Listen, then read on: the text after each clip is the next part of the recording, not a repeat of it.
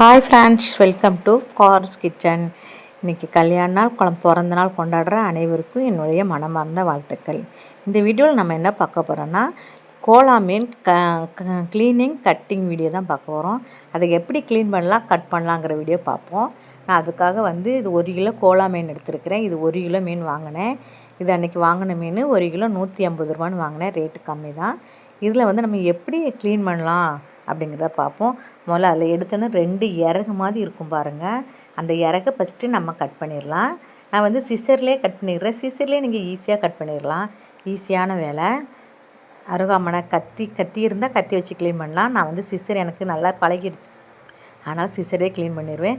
அந்த இறகெல்லாம் முதல்ல நல்லா கட் பண்ணி எடுத்துருங்க. சைடில் இருக்க இறகெல்லாம் ஃபுல்லாகவே கட் பண்ணிடுங்க.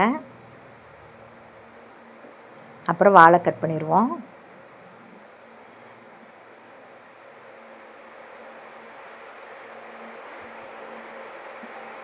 அதுக்கப்புறம் நம்ம சிசரை திருப்பி வச்சுட்டு நல்லா அந்த செதில் இருக்கும். செதில் இதில் ரொம்ப அதிகமாக இருக்காது, கொஞ்சமாக தான் இருக்கும். கொஞ்சம் நல்லா தேய்ச்சி எடுத்துருவோம் செதிலை. சும்மா சாதா கத்தி இருந்தால் கூட நீங்கள் அதை வச்சு தேய்க்கலாம். இது சிசரை திருப்பி வச்சுட்டு கூட தேய்க்கலாம். ஈஸியாக வந்துடும். இதில் செதில் எடுக்கிற கஷ்டம்லாம் இல்லை. கொஞ்சம் நம்ம லைட்டாக தேய்ச்சாலே போதும், ஈஸியாக வந்துடும். செதிலை நல்லா தேய்ச்சி எடுத்துருவோம்.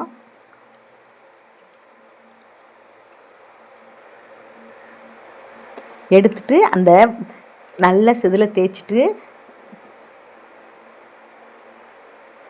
நல்ல செதிலை தேய்ச்சிக்கோங்க.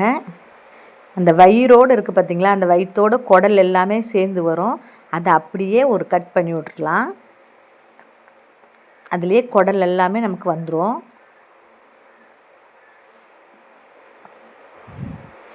இறகுது இது இப்படி நான் எப்படி கட் பண்ணுறேன் பாருங்கள். இந்த மாதிரி ஒரு கட் போட்டுருங்க. கண் வேணும்னா நீங்கள் போட்டுக்கலாம், வேண்டாட்டி கண்ணை கூட நீங்கள் கட் பண்ணி எடுத்துக்கலாம். இது இப்படி கட் பண்ணாலே உங்களுக்கு அதில் இருக்க குடல் கிடல் எல்லாமே வந்துடும் வெளியே. எடுக்கிறதுக்கு ஈஸியாக இருக்கும். இது ஈஸியான மெத்தடு. கையடிச்சு எடுத்தாலே அந்த குடல் எல்லாமே உருகி வந்துடும். க்ளீனாக வந்துடும் எல்லாமே.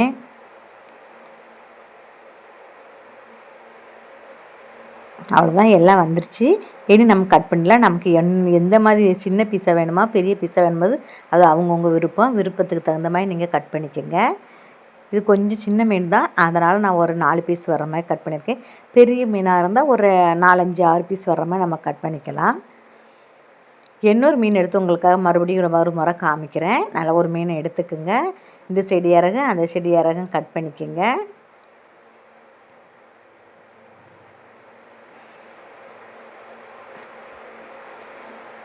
இறகு ரெக்க கொள்ளாங்கிறனால இது இந்த இறகு தான் பெருசாக இருக்கும். ஆனால் மீன் நல்லா தான் இருக்கும், டேஸ்ட்டாக. வறுக்கிறதுக்கு சூப்பரான மீன், குழம்பை விட. என்னை பொறுத்த வரைக்கும் வறுக்கிறதுக்கு செம்ம டேஸ்ட்டாக இருக்கும். முதல்ல சிறகெல்லாம் கட் பண்ணி எடுத்துருங்க. வாழை கட் பண்ணிடுங்க. கட் பண்ணிவிட்டு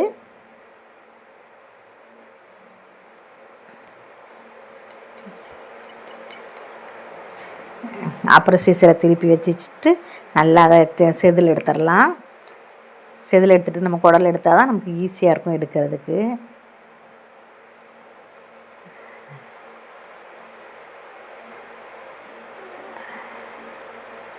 அதுக்கப்புறம் அதை கட் பண்ணி எடுத்துருவோம்.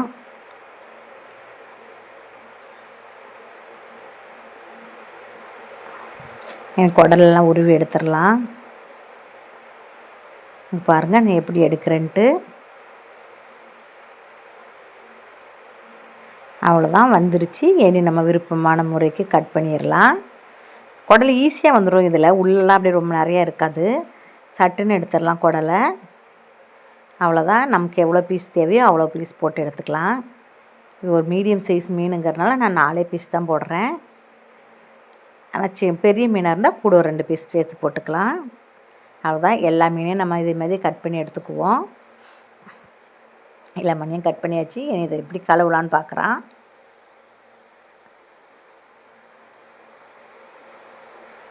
கொஞ்சமாக கல் உப்பு போட்டுக்கலாம். கல் உப்போ சால்ட் உப்போ எந்த உப்பாக இருந்தாலும் அதை கொஞ்சம் போட்டுட்டு அந்த மீன் எடுத்து போட்டு நல்லா தேய்ச்சிக்கலாம். ஏன்னா அதில் ஒரு மாதிரி அழுக்கு மாதிரி இருக்கும். அதுக்கு தான் அந்த கல் உப்பு போட்டு தேய்ச்சோம்னா சூப்பராக வந்துடும். கல் உப்போ சால்ட் உப்போ எந்த உப்பாக இருந்தாலும் நல்லா தேய்க்கிறப்ப நல்லா வந்துடும். அந்த மேலே 1 2 அழுக்கு இருந்தாலும் வந்துடும். அதுக்காக தான் நம்ம இந்த உப்பு போட்டு தேய்க்கிறது. எப்போதுமே எல்லா மீனுக்குமே உப்பு போட்டு தேய்ச்சி கழுவிட்டிங்கன்னா நல்லா பளபளன்னு இருக்கும், நல்லது கூட. அதனால் எப்போதுமே உப்பு போட்டு தேய்ச்சி கழுவுங்க. நம்ம கடையிலே கட் பண்ணி வாங்கிட்டு வந்தால் கூட வீட்டுக்கு வந்தோடனே லைட்டாக உப்பு போட்டு தேய்ச்சி கழுவினிங்கன்னா சூப்பராகிடும். நல்லா பளிச்சுன்னு இந்த மாதிரி கழுவி எடுத்துருங்க. 2 3 தண்ணி நீங்கள் கழுவுனாலே சீக்கிரமாக அது நல்லா வெள்ளை கலரில் வந்துடும். தண்ணி நல்லா பளிச்சுன்னு வருதுன்னு நல்லா கழுவிடுங்க.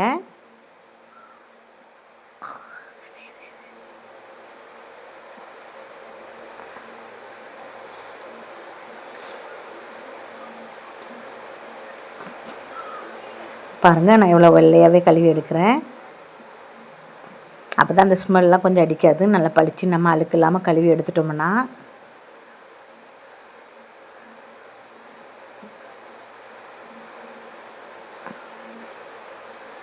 அவ்வளோதான், கழுவியாச்சு. பாருங்கள் எப்படி பளபளன்னு இருக்குன்னு பாருங்கள். நல்லா வெள்ளையாக இருக்குது பார்த்தீங்களா? ஒரு அழுக்கு கூட இல்லை. சூப்பராகிடுச்சு.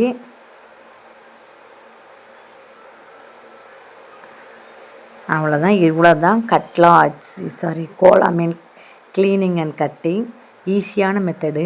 இந்த மாதிரி நீங்கள் கட் பண்ணிங்கன்னா ஈஸியாக சீக்கிரமாக கட் பண்ணிடலாம். அதுவும் சிசராலே கட் பண்ணிடலாம். அருகாமனை வேறு கத்தி பளபளன்னு இல்லையேன்னு நம்ம வருத்தப்பட்டோன்னு அவசியமே இல்லை. இந்த மாதிரி சிசரை வச்சு சூப்பராக கட் பண்ணிடலாம்.